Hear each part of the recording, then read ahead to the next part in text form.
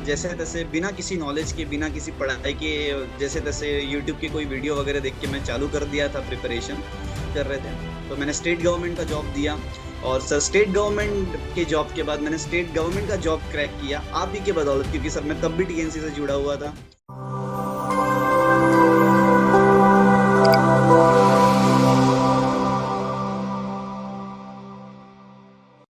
नमस्कार, एक बार फिर से आप सभी साथियों का हार्दिक स्वागत अभिनंदन टीएनसी की इस ऑनलाइन प्लेटफॉर्म में। Myself Bhojra Palaya, assistant nursing student AIIMS Patna, एक बार फिर से इस इंटरव्यू के सेशंस में आप सभी का हार्दिक स्वागत और अभिनंदन करता हूं। आज हमारे साथ एक बहुत ही शानदार संघर्षशील टॉपर्स, जिन्होंने बहुत ही जबरदस्त मेहनत किया और बहुत ही शानदार रैंक को हासिल किया। किस प्रकार से लगातार फेलियर पे फेलियर मिलते हैं और ड्यूटी के साथ मेहनत करते हैं, और एक बहुत ही जज्बा, हिम्मत दिखानी होती है कि सिलेक्शंस के बाद सिलेक्शंस को छोड़ते हैं और उसके बाद एक बहुत ही जबरदस्त रैंक को हासिल करते हैं। ये स्टोरी आपको बहुत ही जबरदस्त मोटिवेट करने वाली है। तो सबसे पहले तो बहुत बहुत बधाई और शुभकामनाएं Ansh ji. Thank you sir, thank you sir. मैं संपूर्ण मेरे घर वालों की तरफ से और सर पूरे नागपुर की तरफ से आपको प्रणाम करता हूँ। सर आपने बहुत, सर क्या से क्या कर दिए। मैं फोर्थ अटेम्प्ट था सर मेरा टीएनसी का, और सर फोर अटेम्प्ट था मेरा सर नॉर्सेट का। बाकी तीन में सर मैं हो नहीं पाया था प्रॉपर तरीके से।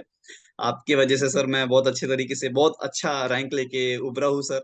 उसके लिए आपका बहुत बहुत धन्यवाद सर, सारी टीएनसी थैंक टीम यू का सो मच। धन्यवाद। ये आपकी कड़ी मेहनत का नतीजा है और लगातार हिम्मत नहीं हारने का नतीजा है।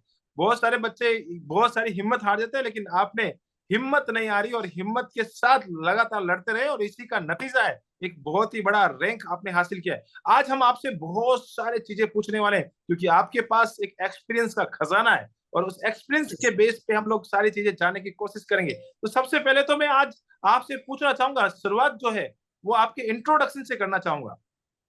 Yes sir. Sir my name is अंश मिश्राम। सर मैं नागपुर महाराष्ट्र से हूँ। मेरा सर बीएससी नर्सिंग एक प्राइवेट कॉलेज से हुआ है। मैं पास आउट 2022 में हुआ था। सर 2022 में पास आउट होते ही मेरे एक सीनियर मेरे सिस्टर है, उन्होंने मुझे बता दिए थे कि एम्स की एग्जाम के लिए आप प्रिपेयर करिए। तो सर मैं जैसे तैसे बिना किसी नॉलेज के, बिना किसी पढ़ाई के, जैसे तैसे यूट्यूब की कोई वीडियो वगैरह देख के मैं चालू कर दिया था प्रिपरेशन। और सर फर्स्ट अटेम्प्ट में मेरा 5000 रैंक आया था। मैं क्वालिफाई हो गया था, पर सर 5000 रैंक बहुत पीछे था, तो मुझे सीट नहीं मिली। और मुझे ऐसा पॉजिटिव रिजल्ट मिला, इसलिए सर मैंने सेकंड अटेम्प्ट भी कोशिश किया देने का। सर वो जून का सेशन था जो बहुत डिफिकल्ट पेपर आया था। उसमें सर मैंने यूट्यूब पे आपसे जुड़ा। मेरे एक फ्रेंड है वैष्णवी शर्मा, वो नागपुर एम्स में है। सर उन्होंने आपके बारे में बताया, आपकी क्लासेस के बारे में बताया, तो मैं यूट्यूब से जुड़ा पहले आपसे। यूट्यूब पे आपको मैंने फॉलो किया। उसके बाद सर मैंने जून का सेशन दिया, जून में भी क्वालिफाई हो गया था मैं। लेकिन सेम सर मेरा 2000 रैंक आया था, पर रैंक मुझे सिलेक्शन नहीं मिला था। फिर सर मैंने थर्ड अटेम्प्ट दिया जो सितंबर में था। उस समय सर मैंने आपका टेस्ट सीरीज लिया था, आपका कॉम्बो प्लान लिया था, और मैंने सारे वीडियोस फॉलो किए। मैंने पूर्ण टेस्ट अपने अच्छी तरीके से देने की कोशिश की। उसके बाद सर मेरा एक रैंक आया, मेरा रैंक अच्छा बना, मुझे सिलेक्शन मिला। मतलब पहली बार मेरे नाम के आगे कोई हॉस्पिटल अलॉट हुआ था। पर सर वो बहुत, थैंक यू सर, पर वो बहुत दूर था सर। शिलोंग मिल गया था मुझे, मेघालय का कैपिटल। तो सर मैं वहां पे ज्वाइन नहीं किया क्योंकि घर वाले अलाउ नहीं कर रहे थे। तो मैंने स्टेट गवर्नमेंट का जॉब दिया, और सर स्टेट गवर्नमेंट के जॉब के बाद मैंने स्टेट गवर्नमेंट का जॉब क्रैक किया आप ही के बदौलत, क्योंकि सर मैं तब भी टीएनसी से जुड़ा हुआ था। फिर मैं अभी currently as a health care provider GMC Nagpur में काम कर रहा हूँ। उसके बाद सर वापस से मैं टीएनसी से जुड़ा हुआ ही था, मैंने एक बार भी टीएनसी का हाथ नहीं छोड़ा था। मैं तब से लेकर अब तक टीएनसी से जुड़ा ही हुआ था। उसके बाद मैंने फोर्थ अटेम्प्ट दिया, जो कि अब का अटेम्प्ट था अप्रैल 2024 का, नॉर्सेट। और सर उसके सामने मैं प्रीलिम्स में 95 लेके आया। और उसके बाद सर मैं 94% 94 रैंक के साथ आज आपके सामने, सर आपके सामने बात कर रहा हूँ, इंटरव्यू ले रहे हैं आप मेरा। मैं बहुत भाग्यशाली मानता हूँ अपने आप को। बहुत जबरदस्त तरीके से आपने बिल्कुल स्टेप बाय स्टेप अपनी स्टोरी बताई है, यस किस सर। प्रकार से एक संघर्ष। और मुझे इस संघर्ष में एक बहुत ही जबरदस्त चीज हाथ में आई है, वो मैं आप सभी बच्चों के साथ शेयर करना चाहता हूँ। शुरुआत में बच्चे जुड़ते हैं, और जो ही आपने टीएनसी के साथ, जो ही टीएनसी का दामन साथ आपने ज्वाइन किया, और सबसे पहला आपने बोला कि किसी मेरे नाम के आगे किसी हॉस्पिटल का नाम आया, शिलोंग का हाँ नाम सर। आया, बिल्कुल एक बहुत ही बड़ी बात है और खुशखबरी है कि एटलीस्ट आपका सिलेक्शन हुआ। लेकिन आपने सोचा कि नहीं, इस बार रैंक निकालनी है और घर के नजदीक ही रहना है, और आपने कंटिन्यूसली आपने बहुत सारी चीजें की है। अब मैं आपसे बहुत सारे ऐसे ऐसे क्वेश्चन पूछने वाला हूँ, क्योंकि एक बहुत ही बड़ा लंबा एक्सपीरियंस लिया है, इतने सारे एग्जाम आपने दिए हैं और बहुत ही बड़ी जबरदस्त मेहनत की है। आपको सर। हर बार जब आप एग्जाम देने जाते थे और एग्जाम हॉल में जाने से पहले एम्स हर बार कुछ न कुछ चीजें करता रहता है। कभी तो पैटर्न चेंज कर देता है, कभी कुछ कर देता है, कभी कुछ कर देता है। डर नहीं लगता है राइट कि सर। यार ये एम्स क्या, जब मैं तैयारी करता हूँ तभी एम्स को याद आता है क्या? सर ऐसा कई बार लगा है सर, बहुत बार लगा है। पर सर मैं आपको केवल टीएनसी के एप्लीकेशन में फॉलो नहीं करता था। मैं आपके टीएनसी के व्हाट्सएप पर भी आपको फॉलो करता था, टीएनसी के टेलीग्राम की ग्रुप पर भी आपको फॉलो करता था, और टीएनसी एप्लीकेशन पर भी मैं आपको फॉलो करता था। तो जब जब कोई न्यू चीज एम्स लाता था, तब तब उसका सोल्यूशन आप दे देते। उसका हर एक सोल्यूशन टेलीग्राम और व्हाट्सएप के ग्रुप में रहता था। आप क्वेश्चन लिखते थे कि बच्चे ने ये क्वेश्चन पूछा, और आंसर भी आप देते थे। तो सर डर, नर्वसनेस हर बच्चे को होती है, मुझे भी हुई। पर उसको, एंजाइटी को, वो नर्वसनेस को कम करने का काम सर आपने भली भांति रूप से बहुत अच्छी तरीके से किया है। और उसके लिए वापस से मैं आपको धन्यवाद देना चाहूंगा सर। बहुत ही जबरदस्त है। कितना भी पैटर्न बदल ले लेकिन डरने की जरूरत नहीं है, टीएनसी साथ है तो सारी यस चीजें सर। बिल्कुल आसान हो सी हो जाएगी। जाती है। जो ही ये राइट सर। इस बार भी नोटसेट ने एक बहुत ही जबरदस्त बदलाव किया। एक इमीडिएट बदलाव लेके आया, 18 मिनट्स और 20 एमसीक्यू, जो कि हम लोग मॉर्निंग डोज में काफी दिनों से पहले से ही कर रहे थे। हम तो पहले से ही चल रहे थे, डरने की जरूरत यस पहले सर। से भी नहीं थी और कंटिन्यूटी चल रहे करेक्ट। थे। अब मैं आपसे चीजें पूछना चाहता हूं जो ये धीरे धीरे बहुत ही शानदार चीज है। टीएनसी के अंदर आप एग्जाम दे रहे थे, सबसे पहले तो ये बताया कि जब शुरुआत की थी, पहली बार जब आप स्टार्टिंग फेज में थे, तो एग्जाम के अंदर कौन सी रैंक आने शुरुआत हुई थी? सर टीएनसी में सर जब मैंने शुरुआत किया था, तो सर पैटर्न मुझे समझने में थोड़ा समय लगा, मुझे आपका कॉम्बो प्लान समझने में थोड़ा समय लगा। तो सर मेरी प्रिपरेशन भी होनी थी पूरी तरीके से। तो सर अगर मेरे समझ के चलिए 20,000 बच्चे हैं, तो सर मेरा रैंक शुरुआत के दिनों में काफी बुरा आता था। कभी 10,000 आता था, कभी 8,000 आता था। पर जैसे ही मैंने पढ़ाई करना शुरू किया, मैंने आपको फॉलो करना शुरू किया, मैंने दोस्तों से पूछा, आपने गाइड किए, और मैंने एडवांस सीरीज देखना चालू किया, सर मेरा रैंक बहुत अच्छा जंप हुआ टीएनसी में। मैं 2000 तक के रैंक। उसके बाद मैंने धीरे धीरे सर 2000 रैंक आना चालू हो गया। 2000 रैंक आने के बाद सर मैंने और प्रिपरेशन किया, मैंने और आगे बढ़ने की कोशिश की, और जब मेरा फोर्थ अटेम्प्ट था, तो सर मेरा, मैं टॉप 30 में भी रहता था, टॉप 100 में रहता था। मेरा 200 तक रैंक आ जाता था सर टीएनसी में। और रोज सुबह मैं फोन देखता, उठता इसलिए था ताकि रैंक देख सकूं, क्योंकि रैंक आती थी मॉर्निंग के 5 बजे, 6 बजे। और सर हम तब सोए रहते थे, तो वो एक तरीके से एक्साइटमेंट रहता था। मॉर्निंग में उठते साथ भगवान का नाम लेके सर आपका टीएनसी का मैं मैसेज देखता था कि मेरा रैंक कितना है।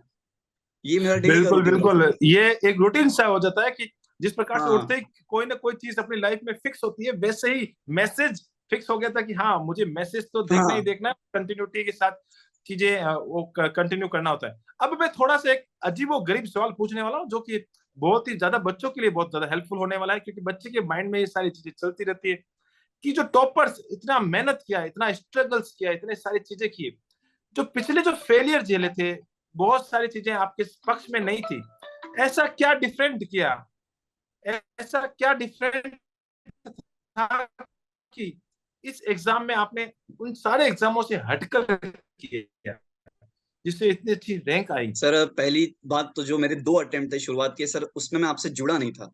उसमें मैं यूट्यूब पे रैंडम वीडियोस देखता था, मेरे नोट्स प्रॉपर नहीं थे। मेरे पास जो मटेरियल था sir, study material, it was not proper.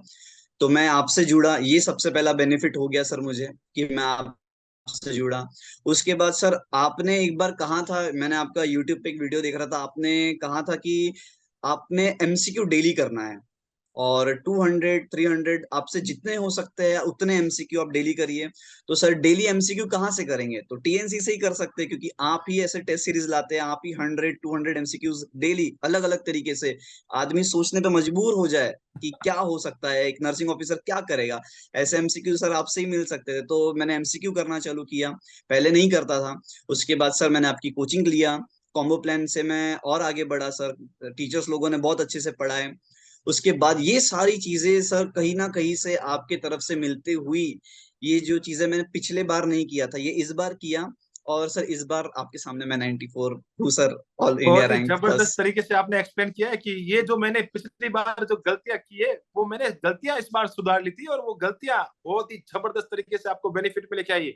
अब मैं एक सवाल पूछता हूँ कि रोजाना क्वेश्चन पेपर टीएनसी, आपको पता है कि बहुत सारे क्वेश्चंस ऐसे लेके आती है जो आपने खुद ने बता दिया कि सोचने के लिए मजबूर कर देती है। हाँ। अब बहुत यस सारे बच्चे आप भी सोच रहे होंगे कि यार ये ऐसा नहीं लगता था कभी कभी कि यार ये क्वेश्चन कहाँ से ले आते। सर, मैंने इतने बार सोचा हूँ कि टीएनसी पेपर बना कहाँ से रहा है, पेपर बन कहाँ से रहा मुझे। सर कई बार ऐसा लगता था कि मैं टेस्ट दूं, टेस्ट ना दूं, क्योंकि इसका आंसर नहीं आ रहा है। इतना डिफिकल्ट, इतना टेक्निकल लैंग्वेज, इतना हाई ग्रामेटिकल चीजें आप कैसे बना सकते हैं sir? God knows and only you know this thing, कि आपने टेस्ट सीरीज कहाँ से लाए, कहाँ से बनाए। आज मैं सारे सबके सामने ये पब्लिश भी कर देता हूँ और इंटरव्यू में भी बता देता हूँ कि ये क्वेश्चंस कहाँ से आते हैं। तो मैं आज बिल्कुल आपको ही बताने चाह रहा हूँ, सारे बच्चों को आज बताता हूँ कि एग्जामिनर का माइंड को रीड करना होता है। एग्जामिनर किस लेवल तक सोच सकता है, एम्स में वो क्या चीज चाहता है, उसके दिमाग के अंदर से जाके क्वेश्चंस लेके आने पड़ते हैं और फिर बच्चों तक भेजने पड़ते हैं। तो ये वो पहले से कि क्वेश्चंस कहाँ से आते हैं, तो मुझे जब भी कोई पूछता है तो कहाँ से क्वेश्चंस लेके आते हो, तो एग्जामिनर के माइंड तक पहुंचने की कोशिश की जाती है और किस तरह से वो सोच सकता है, तो उससे क्वेश्चंस क्रिएट किए जाते हैं, तो बच्चों को बहुत ही ज्यादा बेनिफिट मिलता है। इस बार प्रोसीजर बेस्ड हमने लगभग 90 प्रोसीजर के यस एमसीक्यूज सर। हमने करवाए थे। तो क्या लग रहा था कि यार ये तो हमने पढ़े ही नहीं थे, प्रोसीजर बेस्ड क्वेश्चन कहाँ से आ रहे हैं। सर प्रोसीजर बेस्ड क्वेश्चन मैं शुरुआत में ऐसा समझता था कि प्रोसीजर बेस्ड क्वेश्चन क्यों दे रहे हैं या फिर नहीं देने चाहिए, लेकिन आपने बोला था कि मैं जितनी भी टेस्ट दे रहा हूँ या फिर आपको टीएनसी पे जितने भी टेस्ट आ रहे हैं, आप सारे टेस्ट दीजिए और टेस्ट के नोट्स भी अगर पॉसिबल होता है तो बनाइए। सर मैंने वही किया था। और सर प्रीलिम्स और मेंस जो दोनों एग्जाम था सर इस बार का, सर ऐसा लग रहा था घर पे बैठ के मैं टीएनसी का पेपर दे रहा हूँ। बिल्कुल सेम फीलिंग थी सर, क्वेश्चन भी सेम थे सर, ऑप्शन भी सिमिलर थे। मैं समझ ही नहीं पाया ऐसा चमत्कार कैसे हो सकता है। अब बिल्कुल इस बार एग्जामिनर ने एक चीज जरूर की थी, मैं उस एग्जामिनर को भी थैंक यू बोलना चाहता हूँ कि उसने एक बार, इस पिछली बार तो हूबहू छाप दिया, लेकिन इस बार थोड़ी सी लैंग्वेज को जरूर बदला था। लैंग्वेज बदलने के लिए उसको बहुत बहुत धन्यवाद, क्योंकि हूबहू छाप देता तो हम्म। उसको भी दिक्कत हो जाती कि कॉपी पेस्ट करता है। उसने अपने आप को थोड़ा सा एडवांस बनाया है, इस बहुत ही बार बढ़िया। थे सर हूबहू। अब चीजें मैं और राइट। चीजें आपसे पूछना चाहता हूँ, और टॉपर्स दिन भर कितने घंटे पढ़ता था। सर मैं पिछले 1.5 साल से, पिछले अगर मैं 6 मंथ हटा दूं तो पिछले 1 साल से और लास्ट अटेम्प्ट से सर मैं डेली 8 to 10 आवर्स पढ़ रहा हूँ सर, डेली 8 to 10 आवर्स पढ़ रहा हूँ। और डेली टीएनसी से जुड़ा हुआ था तो मैं 300 MCQs भी डेली कर रहा था sir, 8 to 10 hours daily and 300 MCQs daily. कभी कभी ऐसा नहीं लगता था कि यार आज थोड़ा सा मन नहीं है, आउटिंग कराते हैं, पार्टी वार्टी कराते हैं, आज टीएनसी का टेस्ट लाइव छोड़ देते हैं, कल दे लेते हैं। सर ऐसा कई बार लगा कि आज बाहर चले जाते हैं, आज आज नहीं पढ़ते, आज रहने देते हैं सर, ऐसा काफी बार लगा। पर सर ऐसा कभी भी नहीं लगा कि टीएनसी का लाइव पेपर छोड़ देते हैं, क्योंकि सर लाइव पेपर अगर छोड़ दिए तो रैंक नहीं आएगी, रैंक नहीं आएगी तो मैसेज नहीं दिखेगा, मैसेज नहीं आएगा तो मेरा रूटीन चेंज हो जाएगा, और रूटीन चेंज हो जाएगा तो सर मैं अपसेट हो जाऊंगा। हाँ सर, मैंने एक भी दिन टीएनसी का पेपर नहीं छोड़ा, क्योंकि मैं रैंक देखना चाहता था अपनी, और मिस नहीं करना चाहता था सर, रैंक बिल्कुल भी नहीं करना अब चाहता था। मैं आपसे अब मैं आपसे एक चीज पूछना चाहता हूँ, और वो उन बच्चों के लिए है, जो बच्चे ये सोचते हैं ना कि पेपर पेपर ही तो देना है, पेपर तो देना ही है, पेपर तो क्वेश्चन दे। बहुत सारे बच्चे ऐसे सोचते हैं कि टीएनसी नए नए क्वेश्चन लेके आती है, बस क्वेश्चन ही तो देखना है। तो क्या सोचते हैं कि पेपर लाइव देना चाहिए चाहे, या सबमिट करके बाद में देख लो। नहीं सर, सबमिट करके बाद में देख लेंगे तो सर उसका कोई फायदा ही नहीं है। पहली बात तो सर आपकी प्रैक्टिस मिस हो जा रही है, दूसरी बात सर आपकी रैंक मिस हो जा रही है, जो आपको बताएंगे कि आपका प्रोग्रेस कहाँ पे है। तो सर लाइव ही पेपर देना चाहिए। मैं जितने भी बच्चे यहाँ पर मुझको बैठ के सुन रहे हैं, मैं उनसे रिक्वेस्ट करता हूँ कि आप पेपर लाइव दीजिए, क्योंकि एम्स ने अभी बहुत हद तक चीजें चेंज भी कर दी। अभी 18 मिनट्स में 20 क्वेश्चन करना है। टीएनसी, ये एम्स के चेंज करने के पहले ही टीएनसी ने ये पैटर्न चालू कर चुका था, जिसको मॉर्निंग डोज कहते थे सर आप। तो सर इतना इतना विजनरी कैसे हो सकता है? मतलब आपका बहुत लंबा विजन था सर, आपने बहुत दूर की सोच ली थी मेरे ख्याल से।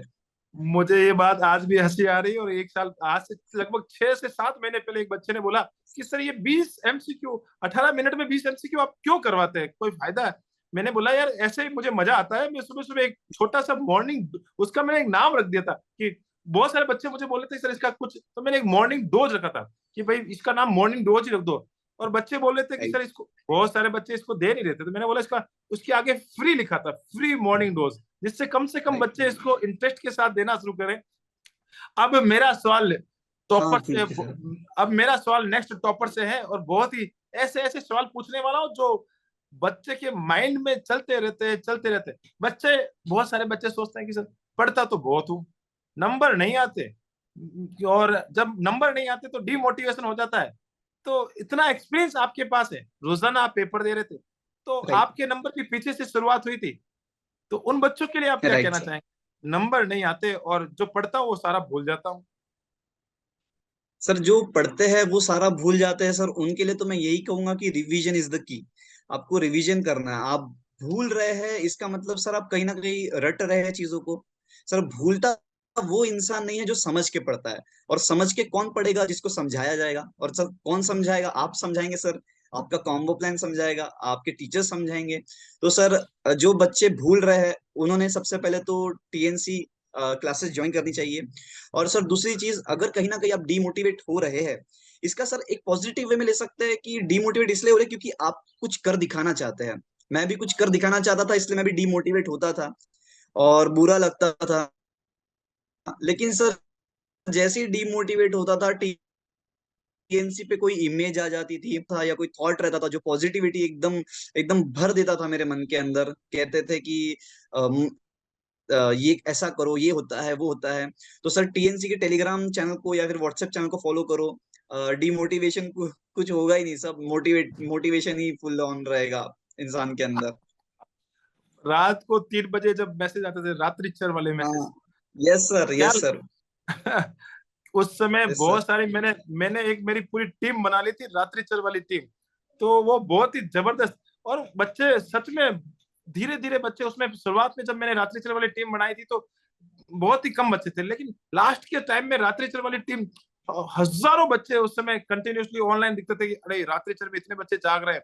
और एक बहुत ही, मुझे भी मोटिवेशन मिलता था, और मैं बच्चों को कहीं ना कहीं एक पेरेंटिव, जो पेरेंट्स, जो जी। बच्चे दूर रहते हैं, उनके पेरेंट्स उनके पास नहीं रहते हैं, उनका सपोर्ट नहीं रहता है, उनका गाइडेंस नहीं रहता, तो हम लोग टीएनसी वाले ये सोचते हैं कि हम उनके पेरेंट्स बन के उनको हमेशा सपोर्ट करते रहे, उनको सिलेक्शन तक लेके जाए। ये हमारी पूरी कोशिश रहती है। अब मैं आपसे एक चीज और पूछना चाहता हूँ, इस जर्नी के दौरान आपकी कौन कौन सी बुक्स ने आपका साथ दिया?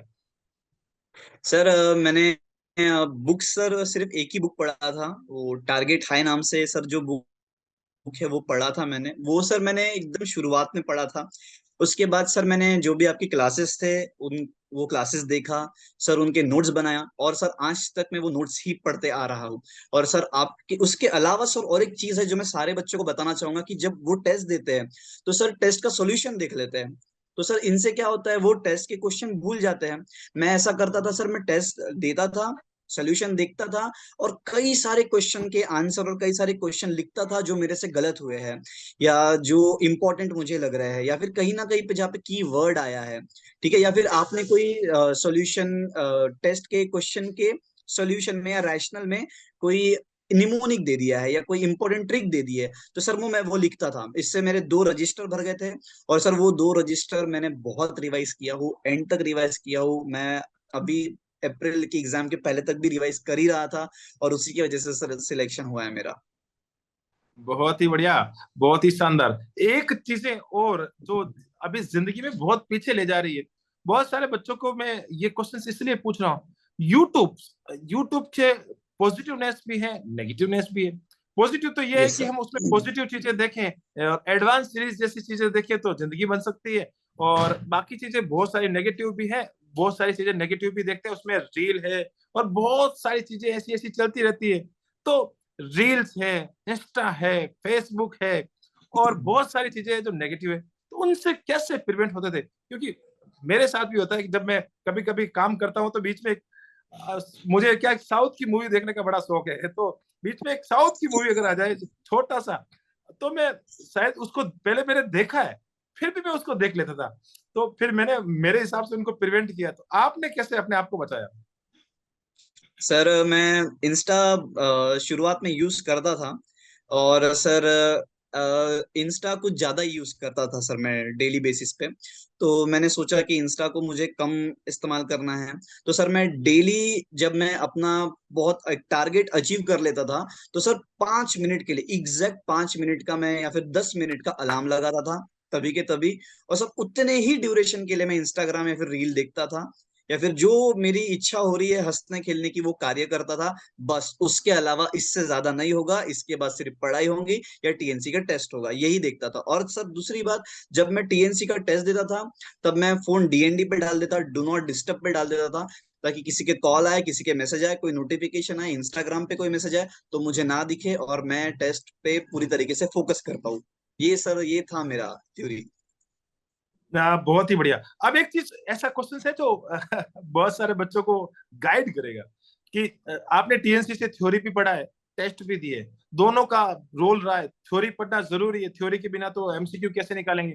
लेकिन थ्योरी जो बच्चा पढ़ चुका है, थ्योरी पढ़ने के बाद एमसीक्यू प्रैक्टिस करता है। तो जो बच्चा इस समय थ्योरी पढ़ चुका है, एक बार थ्योरी कंप्लीट कर चुका है, अब मैं आपसे पूछूंगा कि जो बच्चा पहली बार में थ्योरी कंप्लीट कर चुका है, अब उसको आप क्या सलाह देना चाहेंगे कि वो थ्योरी पे ही ज्यादा फोकस रहे या एमसीक्यू? आपके हिसाब से इसका क्या रेशियो होना चाहिए? Sir theory and MCQ sir, दोनों में बैलेंस मेंटेन होना चाहिए सर। क्योंकि सर नर्सिंग या फिर मेडिकल एक ऐसी फील्ड है सर, जहाँ पे जितना थ्योरी आप पढ़ते रहेंगे उतनी कम है। क्योंकि डिजीज कंडीशन कभी खत्म ही नहीं होती है, तो आपकी थ्योरी भी कभी खत्म नहीं होंगी। पर सर हमारे पास एक लिमिटेड समय है, और सर वो लिमिटेड समय में हमें सिलेबस भी कवर करना है। तो सर हमारा थ्योरी यहाँ रहना चाहिए और एमसीक्यू यहाँ रहना चाहिए सर, दोनों में इक्विलिब्रियम स्टैब्लिश रहना चाहिए।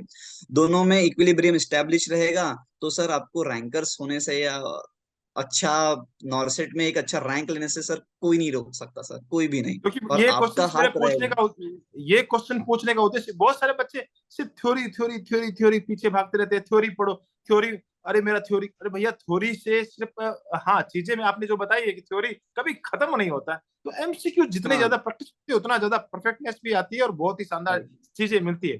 अब जब रिजल्ट आया, रिजल्ट आने पर सबसे पहला रिएक्शन क्या रहा? सर मैं रिजल्ट आया, सर मैं ड्यूटी, मतलब मेरा उस दिन सर नाइट ड्यूटी था। मैं आप सभी जानते हैं सर कि मैं स्टेट गवर्नमेंट जॉब में ऑलरेडी एम्प्लॉय हूँ। तो सर मेरा उस दिन नाइट ड्यूटी था। 5-6 के करीब सर रिजल्ट आया था शाम में। और सर मैं यूनिफॉर्म बस पहन ही रहा था, रेडी हो रहा था। तो सर मैंने शर्ट पहना, मैंने पैंट पहना, और मेरे फ्रेंड का कॉल आया कि रिजल्ट लग गया है। तो मैं बोला हाँ 2 मिनट दो, बोला मैं थोड़ा सा एक्साइटेड हो गया था, एंशियस हो गया था। बोला 2 मिनट दो, मैं 2 मिनट, मैं calling you back in few minutes.